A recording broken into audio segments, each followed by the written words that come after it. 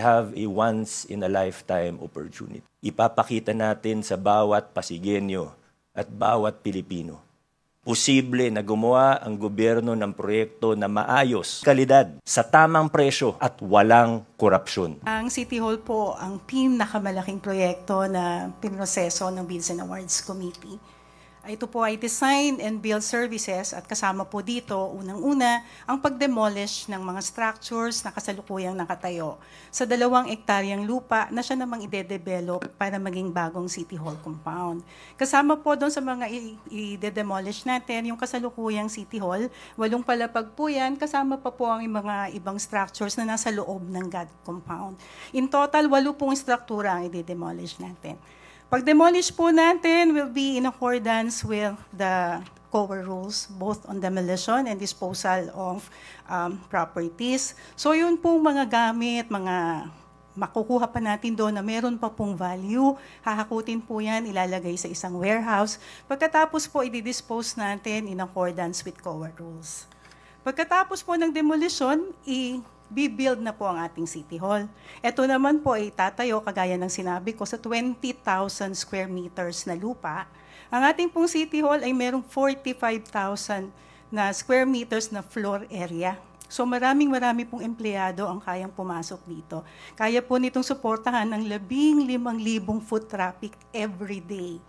So sa kabuuan po ay meron tayong total construction area na 65,000 square meters. Meron po tayong approved budget for the contract o yung tinatawag po natin na ABC. Ito po ay 9,644,918,918,000. At ang ating delivery term po ay 720 calendar days. Napakaiksi po nun. Pero ganun pa man, lumampas po siya sa 1 taon. At dahil lumampas siya sa 1 taon, kinailangan natin yung multi-year contractual authority. Ito po, galing naman to sa Sangguniang Panlunsod. Sa pangunguna po ng ating Vice Mayor, nandito siya ngayon, si Dodo Jaworski, nag-issue po sila ng resolution. Yung resolution na to ay nag-authorize sa ating syudad na pumasok sa isang kontratang lalampas ang termino ng 1 taon. Ang ating pong City Hall ay pinrocure natin under the design and build modality. Isa po ito sa mga paraan ng pag-procure ayon sa Republic Act 9184 o yung tinatawag nating procurement law. Dito po, ina-award natin hindi lang yung pag-construct, kasama po ang pagde-design o yung disenyo. So under the modality of design and build, mas dekalidad ang itatayo natin, mas mabilis at in the end, mas makakatipid tayo. Kasi po, tinatap natin ang husay at ang galing ng pribadong sektor na i-share sa atin yung kaalaman nila sa advanced na teknolohiya at yung mga modern na pamamaraan ng paggawa. Kasama rin po dito, yung iisa lang po ang may responsibilidad sa disenyo at construction. So ang kausap po ng City Hall, iisa lang. At dahil dito, mapapabilis po ang proseso natin. Okay. Gusto po nating maayos yung ating proyekto. That's why gumawa pa po tayo ng Design and Build Committee. Yung Design and Build Committee, tinulungan po niyan ang Bids and Awards Committee, lalo na doon sa technical aspects. No? Again, in accordance po yan with 9184 o yung ating procurement law. During the pre-bidding conference, 15 na po na mga higanting construction firms ang dumalo.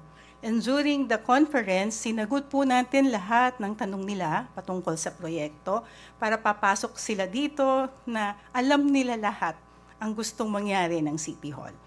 Nakinig po tayo sa lahat ng suggestions and recommendations nila. Pinasok po natin yan sa ating terms of reference para lalong umayos ang gagawin nating City Hall. Pagkatapos po ng pre-bidding conference, nagkaroon na po tayo ng receipt and opening of bids. 6 na malalaking kumpanya na nagsama-sama at nag-bid, ang tinanggapan natin ang bids nila. Masusi po nating in-examine bawat isang bids. Katulong po ang technical working group ng BAC. Ito po ay binubuo ng mga inhinyero at mga arkitekto ng City Hall. Tulong-tulong po kasama pa rin ang Design and Build Committee, binusising maigi ang mga sinumite ng lahat ng sumali sa bidding. Pagkatapos po ng proseso, nagkaroon po ng resolution to award ang Bids and Awards Committee in favor of the Pasig City Hall Construction Consortium. Binubuo po ito ng 3 kumpanya, ang Santa Clara International Corporation, ang Bandar Herbat Builders, at ang Tiljaya Property Management Corporation. Ngayon po, magkatapos nilang isumite lahat ng kailangan in accordance with Annex G of Republic Act 9184, handa na po tayong pumirma ng isang kontrata sa halagang 9,261,768,847.71 centavos. Ako po si Attorney Jo Lati, ang chairperson ng Bids and Awards Committee, pero higit sa lahat, isang Pasigueño. Masasabi ko po sa harapang ito na ang procurement ng City Hall ay dumaan sa tamang proseso, alinsunod sa lahat ng alituntunin ng batas. Bawat 5 po sa budget na to, babalik sa benepisyo ng bawat isang Pasigueño. Thank you. Palakpakan po natin. The members of the Pasig City Hall Construction Consortium have a proven track record and an impressive portfolio. Hindi iba sa atin ang principal architect ng proyekto. Isang Pasigueñong tubong pinagbuhatan, ang arkitekto ng bagong City Hall ay nakagawa na ng maraming proyekto sa iba't ibang bansa gaya ng China, Singapore, India, Turkey, Malaysia, Australia, USA at marami pang iba. Magandang hapon sa inyong lahat, Mayor. Finally, we're here. Vice, parang hindi ito, no? Parang pangarap, pero again, I'm so thankful. As you've seen yung presentation ng Royal Pineda Plus, I am a Pasigueño. And this is something that really resonates in my heart because parang we've been constantly dreaming of a modern Philippines, but then suddenly binigyan ako ng pagkakataon para makagawa ng para sa Pasig, para sa sarili kong bayan. So, maraming salamat din. Mayor Vice for this whole opportunity with our partners with the PCHCC. I'd like to show you or tour you at least to the design, no? And what we have created as a group for the Pasigueños. So again, kami ay advocates of the modern Filipino architecture and design, and this is why we're showing modernity as part of our betterment. No, it's never about the look, but it's really about the concept of having modernity or betterment. Ano yung progressive approach na ginagawa namin, and we felt that Pasig deserved something better, and Pasigueños deserve something better. And that's why we proposed that this design will be coming from the very iconic architecture of Pasig. No? Something that we all remember and always, no, constantly present in the city of Pasig, which is the revolving tower. And if you look at the revolving tower and the nature of Pasig, we believe that the Pasig River, the Baclad, the pearlized architecture, no, tawag namin pearlized architecture because we are basically, if you look at a pearl or an oyster, yung exterior part niya is very organic or craft, pero yung loob niya very polished. No? So this refinement we want to bring to Pasig in terms of how we can create efficiency and how we can create and bring, no, the spirits of every Pasigueño lifted to a more global standard. No? Something that we can all be proud of. And it has to, somehow, it has to embrace this concept of practical luxury. No? This is still a government project. We are very prudent in looking at the numbers. We are very prudent in looking at the budget. And again, we deserve something better. Hindi ngunit gobyerno, kailangan pangit. Kailangan yung mura na hindi mo na magamit. Kailangan after 6 months, bulok na. This time, it is a project that's been hosted by Pasig, by the administration, thinking of what is the future. No? It should last 100 years, and we guarantee you that it will. No? This architecture is permeable. No? Why is it permeable? Because Philippine architecture is always maaliwalas. no? Kung titignan natin ng Pasig, ang Pasig ngayon is congested, no?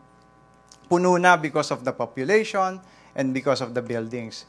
But we have this big property of where we have the City Hall, and right now, we're bringing back the land to the people. So later, makikita rin natin kung bakit natin pwedeng ibigay uli yung lupa para sa tao at ang building magbibigay daan para sa tao, para gamitin ng tao at magkaroon ng plaza ulit. Yung mga taga-Pasig dito, kung natatandaan natin, may octopus pa yan, mayroong palaruan, no? Natatandaan ko yan, naglalakad ako mula sa simbahan ng Pasig papunta rito. And for me, it's something that I think we can share to the next generation, no? Pwede natin siyang ibahagi dahil sa paniniwala ko, buildings should serve the people and it should not dominate the land, no? So, meron kaming analysis and again, the 2 hectare of land, ito ay 2 hectares, hindi ho yung building lang ang pinag-uusapan natin dito. Ang tinitingnan ho natin dito ay yung buong 2 hektarya, no? Na kung titingnan natin, meron ho itong 3 towers, no? At ginawa rin ho ito para maging efficient yung sistema at madalian ang bawat Pasigenyo sa pag-transact sa Pasig City, no? At makikita nyo rin dyan sa image, we created an axis, no? Kung bakit namin ginawa na nung pinlano nating gibain yung hindi na safe, no? na existing City Hall, is because we also want to give the land back to the people and to also present, no, the mutya ng Pasig, which is the revolving tower. So ngayon, pagka naglalakad kayo galing simbahan at papunta kayo sa plaza, makikita nyo na ngayon yung beacon or ito yung pinaka somehow insignia, no, ng Pasig, no?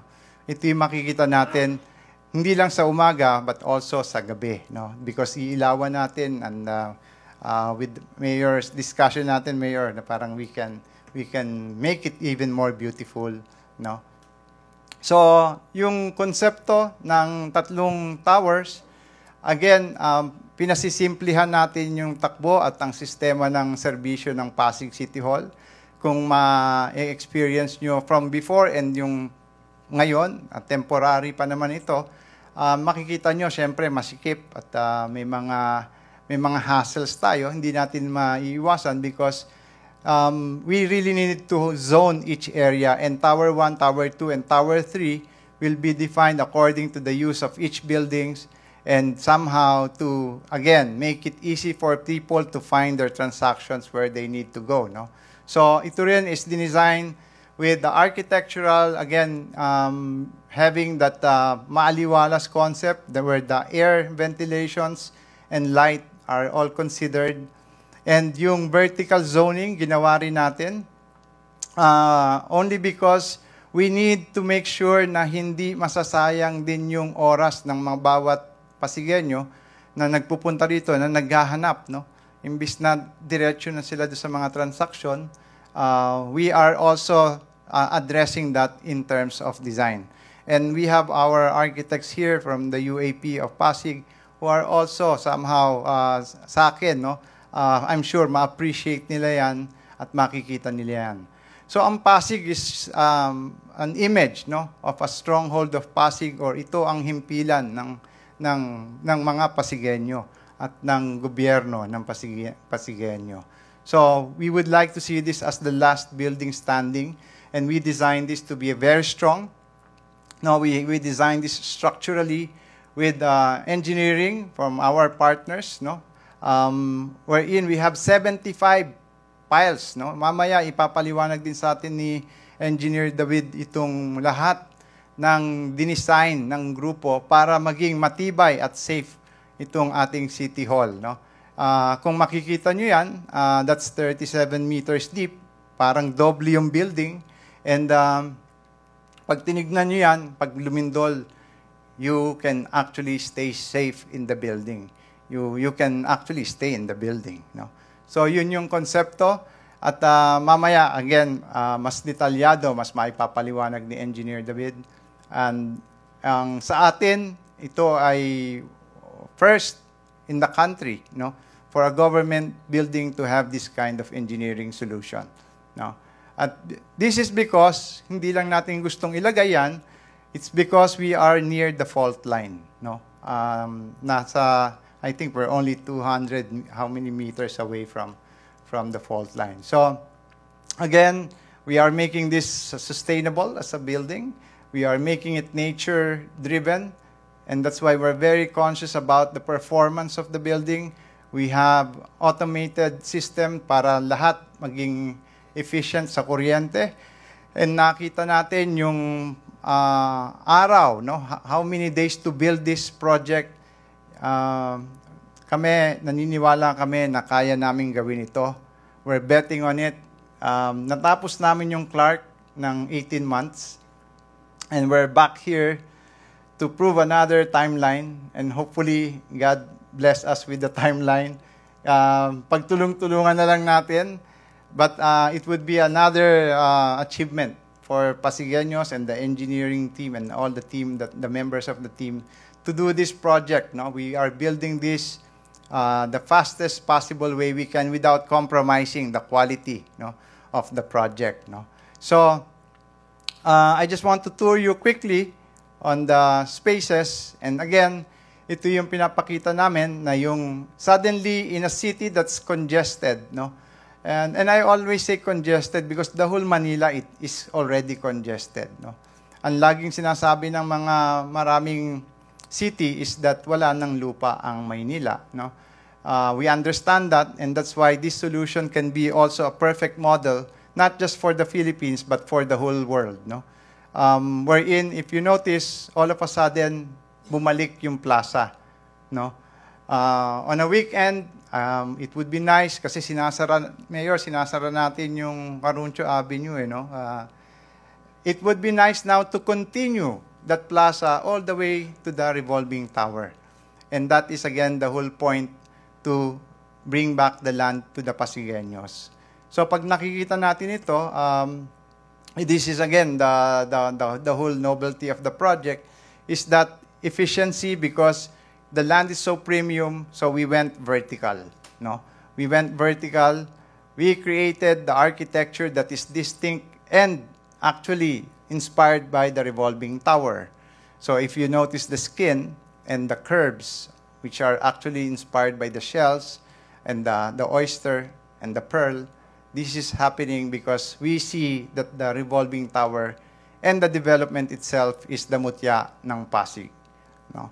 So, bakit natin ito ginagawa? Because again, we want to make sure that we make things more efficient for everyone, but through the partnership and the team, we would like to somehow bring good design to everybody. And again, yung point dito is to uplift the spirit also of all the Pasigueños. So yung nakikita nyo, may misting effect because we are a tropical country. Instead na isang fountain yung nakikita nyo dyan, this misting effect is also part of mitigating the heat. No? Kasi tropical, mainit, but it's also part of the design of the whole plaza. No? So we will have all the barangays, the flags, no? We'll have the Hall of Flags, and this is again a symbol of unity for the Pasigueños because we will house all the barangays and all the members of the leaders of the barangays to be able to serve their constituents also in a better way, no? And at the same time, the City Hall can host all the events and the spaces that is needed in functioning and serving their people. No? So, if you look at the entire architecture, again, we designed this to be easy for maintenance because tanggapin natin, government is government. No? Minsan talaga, ang maintenance ng government is mabagal at matagal, Mayor. No? So, hopefully, we'll have a private partner to do that. Architecture-wise, again, ang gusto nating ipakita rito is that this building will be done with efficiency, with cost-conscious efforts. But we will never compromise the functionality of the project. No? This time, we will prove that this model can actually be for the country and for the Filipinos. So, even yung road network, yung nakikita nyo, may boost na kayang ma-accommodate on the left side because we are trying to also ease up yung traffic ng existing roads around the City Hall. So, it can fit, actually, there are 3 or 4 lanes inside the compound. So, you can see that there's a bus, there's 2 vehicles moving, and 1 vehicle as a drop-off. No? So, magiging maluwag at again, mas magiging efficient. This is the view from the plaza, and that is part of the City Hall itself. No? And ang gusto naming mapakita rin dito is that for flag ceremonies, we have big spaces for events. No? It's a very flexible space. No? I'll go now to the interiors. So now here you can see that the view of the revolving tower is very prominent. No? Ma-appreciate na natin siya ngayon. And for the interiors, we would like everybody to see na being practical and being simple can still be, premium or sophisticated in a way na maayos at nagpe-perform ang space. No? So, ang gusto nating ipakita rito, this is gonna be within the budget but good design. No? Hindi kailangang ikompromiso yung ano yung maganda at ano yung maayos just because it's a government project. No? So, meron tayo lahat yung mga one-stop shop, all these places na kailangan nating, again, gusto lang naming maintindihan nyo na this will be very easy for you to use because kung nakikita nyo rin yung signage sa baba, yung sa floor, these are all, ito yung mga signs and wayfinding. Ang tawag dito kung paano ka makakarating doon sa lugar mo, lahat yan i-design ng grupo para maging madali para sa bawat miyembro ng Pasig na makahanap ng mga saan ba yung transaksyon nila. No? And for the people who will be working in Pasig, the City Hall, we want to give you a very, very good space that will make you work better. No? Para naman mag-enjoy kayong pumasok at mag-report sa opisina. So, ito rin yung City Health Department. No? So, lahat yan will be international standards. We will be following the health standards required by the government also. And siyempre, yung session hall natin, gusto naman natin maging maganda para rin mag-enjoy yung mga users natin. At the same time, our auditorium. So, all of these things are part of the, small part of the whole project because there's a lot of things embedded in this architecture. There's a lot of things that's actually embedded in the function of this project. And we're all excited to do it and make it happen so that we don't have to talk, but we just want you to enjoy the place and the architecture itself. Maraming salamat at magandang hapon. Sa 4 na dekada, pinamunuan niya ang maraming malalaking proyekto, tollways, expressways, at major public facilities. Ladies and gentlemen, pakinggan po natin si Engineer Isaac S. David. Magandang hapon po sa ating lahat. Ako po si Isaac David, isang civil engineer. They call me Bong, friends call me Bong, so you can call me Bong David. So, pinresenta po ni Architect Royal kanina yung architecture ng proyekto at ang function po ng arkitekto ay kung paano maging functional at as he has mentioned at maganda, no? At inspiring magtrabaho. So kami po, ang mga ininyero, i-interpret naman po namin kung paano ito maging maganda at safe at saka what do you call this, durable and structurally sound. So pinag-aralan po namin ng lugar ng ating proyekto at nakita namin ang dalawang bagay na how do you do this? Hindi po ako teki, sorry. Okay, thank you. Okay. So, pinag-aralan po namin yung lugar or the project site, no? At base dun sa aming research na due diligence, because that's part of the requirement of the Bids and Awards Committee, that for the bidder to conduct its own due diligence.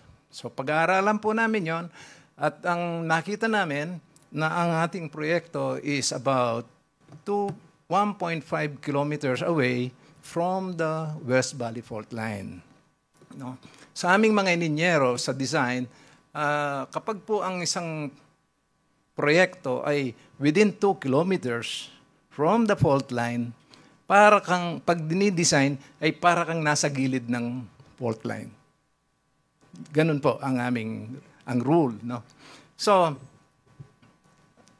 base din po dun sa research, ang lugar natin, because of its proximity to the Pasig River, ang foundation po is it is highly liquefiable, ang sabi nila ng mga eksperto. So, ang ano pong ibig sabihin nun? So, 36 meters po, down from the ground, down, ay para pong gulaman. Ang mangyayari, kapag nag-earthquake, magiging gulaman siya and buildings may sink. Nakita po natin yan, nangyari yan noong nag-earthquake sa Baguio, ang mga buildings sa Dagupan, lumubog. Yung mga gasoline stations, yung mga tangke, nag-pop out from the ground. No? Because of the liquefaction. So, dahil po dun sa 600 meters away lang ang proyekto natin dun sa Pasig River. So, ano po ang nakita namin? Almost every year, ang lugar natin ay susceptible sa flooding. Mga 1 meters to 2 meters. So, ang nangyayari po, nakasubmerge ang ating lugar pag malakas ang ulan. So, paano po namin yan i-mitigate? So, ang ginawa po namin ay kailangan yung para hindi mag-sink ang building, kasi po yung sinasabi ng mga scientifico, hindi lang alam kung kailan mangyayari yung the big one. That would generate around 7.3 magnitude. Very destructive po yan, ang earthquake na 7.3. Hindi pa natin na-experience yan. Ewan ko kung yung sa Baguio, mga 7 point something, but this is 7.3. It is mas malakas po siya kaysa sa 7. Hindi lang 0.3. It's exponential po kasi ang ng earthquake, no. So, ang ginawa po namin, at hindi pa ito nagagawa ng iba, ay ipa-found po natin kung ito yung building natin, ang pinakamatigas na based on our due diligence, nag-conduct po kami ng soil boring, no. So, we had to bore the ground. Nag-research muna kami. Ang sabi, based on the research, ang mga piles around the area are only in the vicinity of about 10 to 15 meters. Pero since sabi ng mga scientifico, highly liquefiable, at saka because of its proximity to the earthquake zone, nag-conduct po kami ng sarili naming information to determine whether the soft foundation ay gaano kakapal. Nakita po namin, it's not only 15 meters, it is more than double that. 36, 35 meters. Ibig sabihin, kapag nag-earthquake po, posible yung building, dahil liquefiable yung foundation natin, makahululubog. Bababa by itself during the earthquake. So, anong gagawin? We have to put piles 37 meters down to ground. At lahat po ng columns, yung poste, ay lalagyan namin ng base isolation, no? Seismic base isolation. Ano pong silbi nun? Yung buong building, it has about 75 columns. Lahat ng poste nun, meron pong nakatouch na base isolation mechanism, parang spring yan, goma. Pag yan ay nag-earthquake, itong building natin, it will remain the same, it will remain steady, yung ilalim ang gumagalaw. No?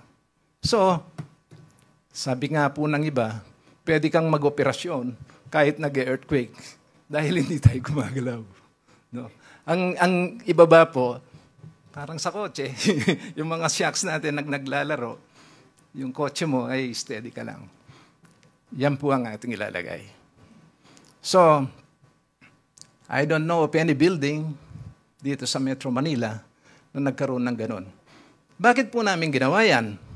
Because it's required under the rules and under government executive orders. Nagkataon po siguro, tayo lang ang naka-encounter ng ganitong klaseng proyekto, kaya natin ito ginagamit. No?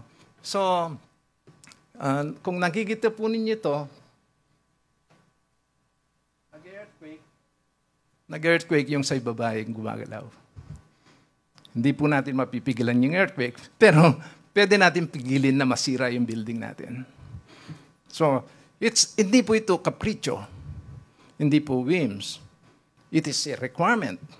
This is a government facility. It has to be the last man standing within the area.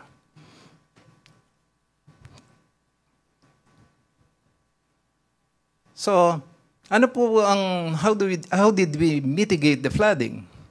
We had to elevate the ground floor. Para yung flooding po on a yearly basis ay hindi natin yan may experience.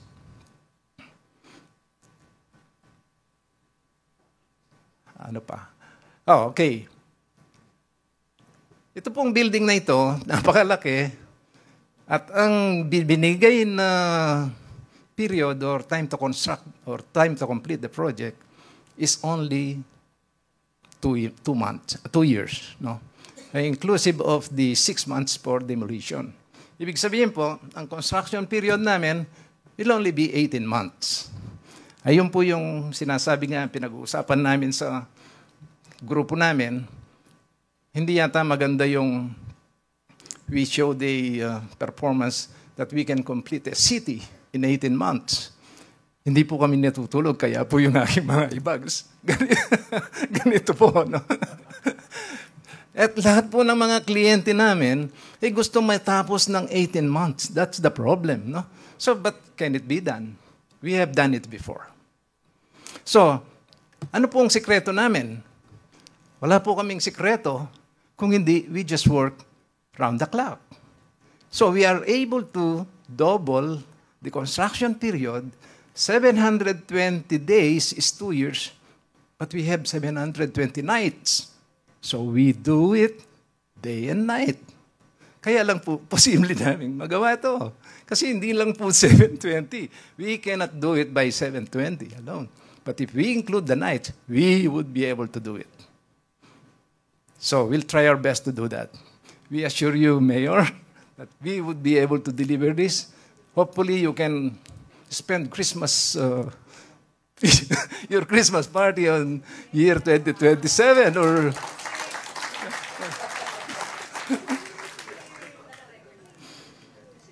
Okay. Si attorney, 2 years, ha? Sabi sa amin, 2 years, ha?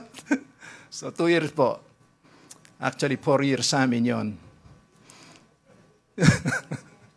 Okay, ano pa po? Hindi ko makita yung aking slide doon. Innovations. Ano pong ibig namin sabihin dito? We are going to adopt the latest technology no, available. Uso na ho yung AI, Artificial Intelligence. Ano po yung sinasabi namin dito? For example po, itong mga lighting na ito, kung walang gumagamit, it will shut off by itself. Eh, kung minsan po, tayong mga Pilipino, karamihan ng mga Pilipino sa opisina, nakasinding ilaw, aalis, wala ng tao doon, nakasindi pa. Hindi lang ilaw, pati aircon. So ano pong gagawin natin dito? Meron pong sensors, wala pong magic ito, artificial intelligence lang, alam ng sensors kung may tao o wala. Pag walang tao, walang gumagalaw or heat, it will shut off. Kaya po yung mga empleyado, kailangan gumagalaw. Kung hindi, magba-brown out po kayo at mawawala kayo ng aircon. So, kailangan po gumalaw kayo. So, that's the technology that we want to do, no? Ngayon po, pinag-aaralan din namin itong lugar natin. It's surrounded by commercial and a lot of roads. Maiksi po yung ating lugar, no? So, there is noise from the outside that can disturb the workers inside. Ano pong gagawin namin? Yun po ang gagawin namin, yung mga salamin, double pane. Double pane, ang ibig sabihin, dalawa pong glass, may vacuum sa gitna, hindi po nakaka-penetrate ang sound. At saka ang sunlight, hindi po mainit. Hindi siya nag-generate ng heat. So, we would be able to save on power for lighting and air conditioning. So, ano pa po ang gagawin namin? Para po ito mabilis naming magawa, hindi po kami gagamit ng reinforced concrete structure. We are going to use a structural steel. Matibay, pero mabilis. Prefabricated na po ito. Habang gumagawa pa yung iba, nagbo-boring, pinafabricate na po outside. Yung mga structural steel. Ang meron po kaming tawag sa because of the lack of space. Wala kaming staging area dahil 2 kilometers, 2 hectares lang. Sinakop po lahat ng building footprint. Just in time lang po. We fabricate them, we deliver them when it is time to use them.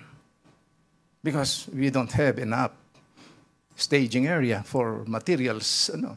Sana po meron sa inyo, kung may magpaparenta ng lugar, nangangailangan po kami ng space. No? So, ano pa po? Mayor, there is a ordinance that around 80% of the workers should, as much as possible, to the extent possible, should come from Pasig. Ayun po gusto ni Mayor, magkaroon lahat ng trabaho ang mga taong walang trabaho.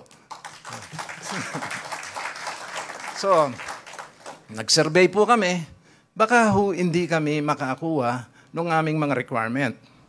So, ang gagawin po namin, we are going to put up a training school to train and to retrain.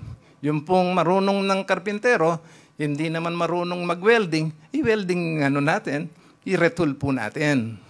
Yun po yung aming gustong gawin just to comply, Mayor, with your ordinance. Medyo sana merong tayong makukuha ng 80% of the...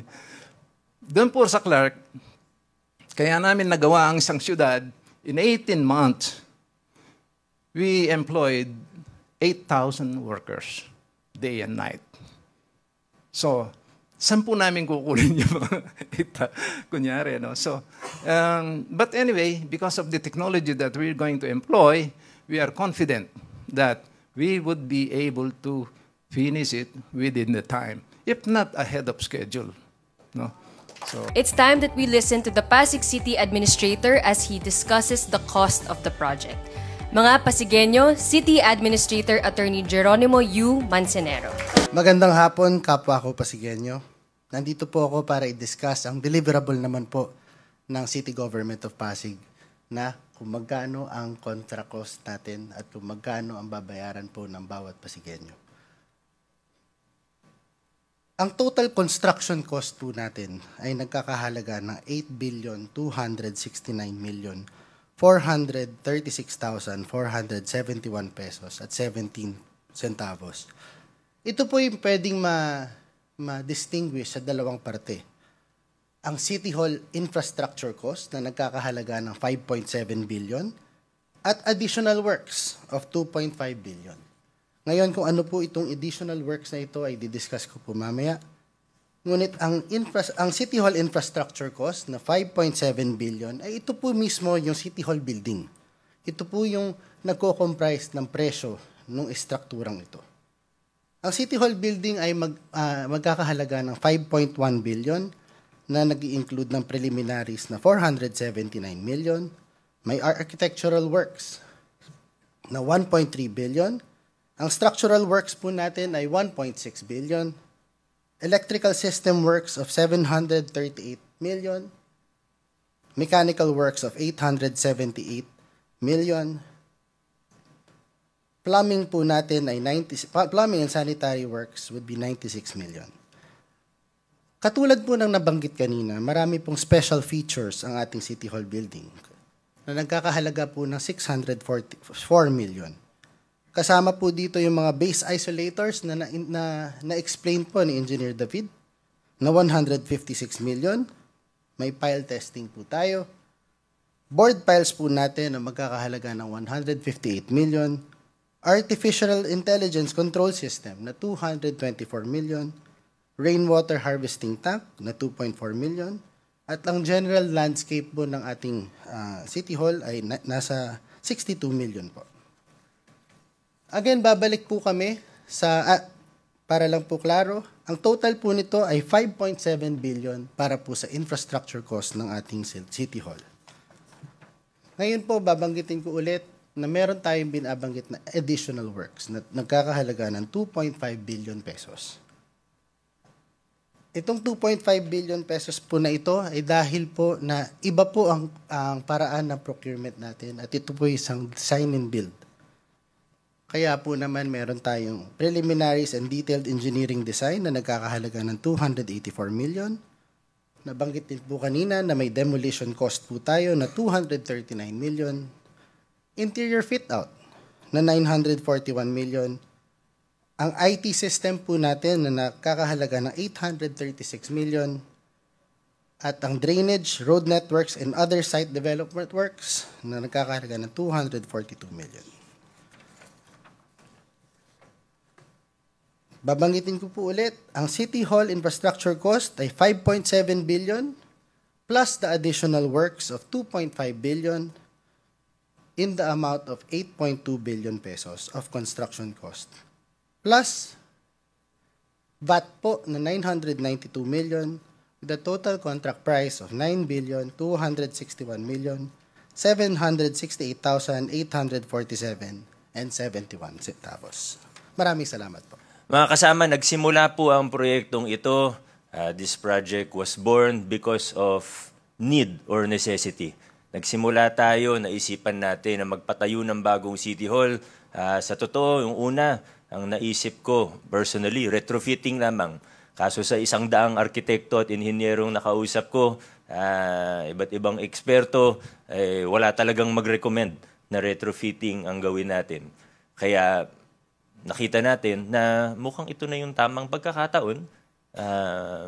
Baka wala na rin tayong choice, kung hindi, magpatayo ng bagong City Hall. Pero sabi natin, kung gagawin na lang din natin ito, kung kailangan natin magpatayo ng bagong City Hall, kung kailangan natin i-demolish yung structurally unsound na building, nung na-present po kanina, ayusin na natin. Kung kailangan na lang din natin gumawa ng bagong City Hall, gandahan na natin. Siguraduhin natin na ito pong istruktura hindi mananatiling o hindi magiging isang project lang na naisip lang natin gumawa ng project. Kundi po, siguraduhin natin na maipamamana natin to sa mga susunod na henerasyon ng mga Pasigueño. Siguraduhin natin na ito po ay future ready. siguraduhin natin na itong building na ito, itong new City Hall na ito, kasi hindi lang po building yung pinag-uusapan natin, kundi yung 2 hektarya po ng lupa. Kasama yung road network, kasama yung mga ibang, yung plaza. We will make sure that what we will build will last for 100 years. This project, ladies and gentlemen, this project is bigger than any one of us. This project is something that will last for generations to come. Marami po tayong ginawa sa lungsod natin na sinasabi ng marami noon ay imposible. Simulan na po natin. Babanggitin ng isa-isa, pero yung sa procurement pa lang at paglilinis natin ng procurement. Maraming nagsabi sa atin nung nagsisimula ako, first term ko, imposible yung gagawin mo. Linisin mo yung procurement. Budget ng City Hall, 10 billion that time. Imposible yan. Hindi man perpekto ang nagagawa natin, ang layo na po ng narating natin bilang mga Pasigueño. Napag-usapan po kanina yung project cost at isa yan sa pinaka-importanting pag-usapan dahil ito nga po ang pinakamalaking proyekto sa kasaysayan ng lungsod natin. Approved budget of the contract, nagsimula po tayo na sa 9.6 billion pesos. Napakalaki. Kaya napakalaga na una, transparent tayo, bukas. Wala tayong tinatago, lahat pinapakita natin hanggang sa huling sentimo. Pinapakita natin, ipapakita natin kung saan napupunta. Pero 9 billion pesos, malaking halaga po yan. Pero isipin po natin ng maigi.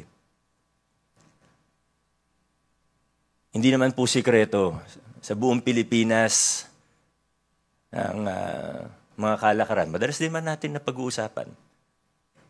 Yung sinasabi ng mga government officials o yung tawag ng mga government officials na SOP, yung automatic kickback sa mga politiko. Pinakamababa na yung 20%. Pero sa totoo, marami naman tayo na sa kwarto na ito. Ang dami yung experience sa government contracts. Alam nyo sa totoo, mas malaki pa dyan. 30%, 40%. Minsan, nakakatakot na yung mga porsyento. Tayo sa Pasig, natanggal natin yun.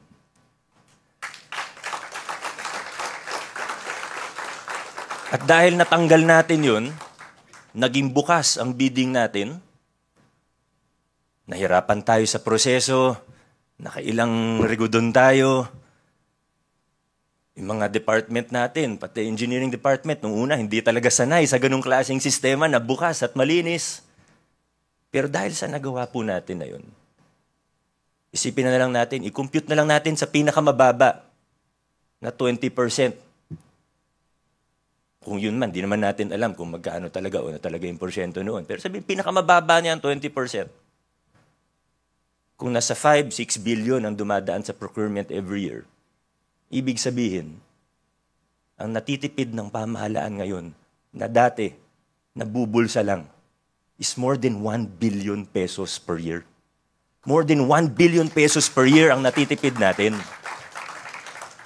Ang maximum term ng mayor, 3 years per term, ang maximum is 3 consecutive terms. Posible maging mayor ng 9 years ang isang mayor. Kung sa 9 years, makatipid tayo. Hindi naman sa pinangunahan natin yung tao, pero for the sake of discussion, 9 years, more than 1 billion yung natitipid natin taon-taon na dating nabubulsa lamang. Mga kaibigan, para tayong nagpatayo ng bagong City Hall na world-class, good for 100 years, na libre. Kung dati napunta lang sa bulsa, ito nakapagpatayo tayo ng maganda, ng maayos. Nagsimula tayo dahil kailangan natin itong gawin. Pero sabi nga, ayusin na natin, gandahan na natin, i-maximize natin yung lupa, hindi po bumababa ang land value ng poblasyon area. Kailangan ma-maximize natin yan. Kasama sa mabuting mabuting steward yan ng resources ng pamahalaan. Kailangan maximize natin yung lupa, hindi yung tagpi-tagbi yung gawa. Kailangan mag-iwan tayo ng master plan para sa buong 8 hectares hanggang Mutya ng Pasig Mega Market po yan. Pero sisimulan natin dito sa 2 hektarya. Maximize natin yung land value, maximize natin ang resources ng pamahalaan.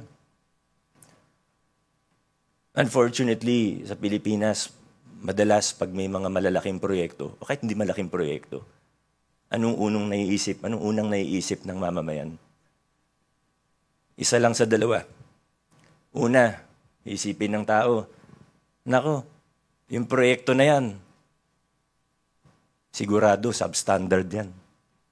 Sigurado manipis yung semento niyan. Sigurado pagkatapos ng 6 months o 1 taon, babakbakin na naman yan, gagawin ulit. Yan yung unang naiisip ng tao, sad to say. Pangalawang naiisip ng tao, pag may proyekto ang pamahalaan, naku, magkano kaya kickback ng mga yan? Totoo po yan. Kahit saan ka sa Pilipinas pumunta, whether rightly or wrongly, yan ang naiisip ng tao. Laki siguro SOP niyan. No, billion yung project, sigurado yan. Sad to say, yan ang unang naiisip ng mamamayan. Tayo po, sa lungsod ng Pasig, we have a once-in-a-lifetime opportunity. Ipapakita po natin sa tao, ipapakita natin sa bawat Pasigenyo at bawat Pilipino na posible na gumawa ang gobyerno ng proyekto na maganda. Posible na gumawa ang gobyerno ng proyekto na maayos. Posible na gumawa ang gobyerno ng proyekto na dekalidad sa tamang presyo at walang korupsyon.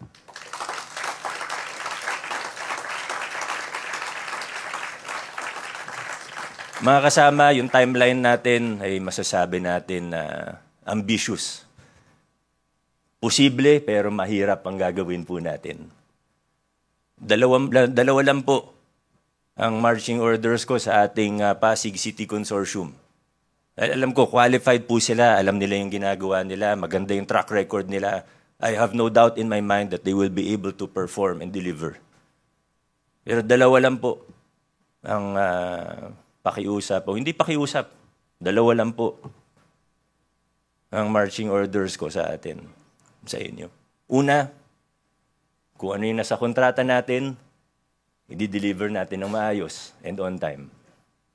Pangalawa, kung meron pong kawani, kung meron pong kasama kami, whether sa council, sa engineering, admin office, mayor's office, kahit sino dito, pag may nanghingi sa inyo, sabihin nyo sa akin directly, akong bahala sa kanila.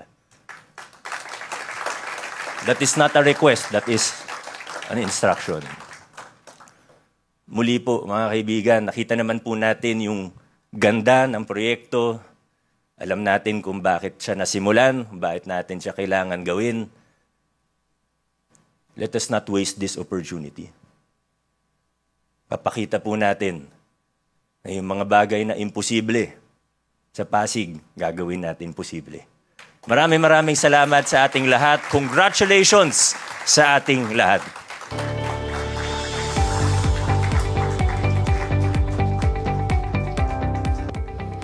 Mga Pasigenyo, narito po ang bagong City Hall. Panoorin po natin.